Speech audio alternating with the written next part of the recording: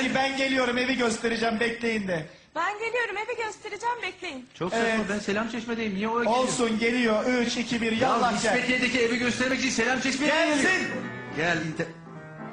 Abla neyle? Filiküle mi Birbirinizi geldin? tanıyın. Sen orada salak salak geziyorsun. Sen de geliyorsun acaba hangi manyak diye. Bakıyorsunuz etrafa.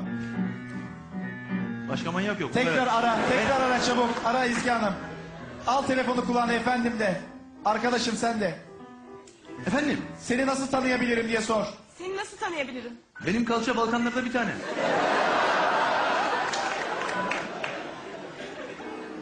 Yani mümkün değil kaçırmanız. Arkadaşım. Daha düzgün şeyler söyle. Ha. Efendim ben üstümde yelek var. İçimde Herkeste cins- yelek var değil. Herkeste yelek var. Sen değil. Ezgi Sen değil. seslendiriyor beni. Ha, sen... Ezgi herkeste yelek vardı. Herkeste yelek var. Ne yapayım? Çıkarayım mı yani? Başka bir şey söyle. İçimde mavi G-string var. Onu göremem. Ama o herkeste yok işte.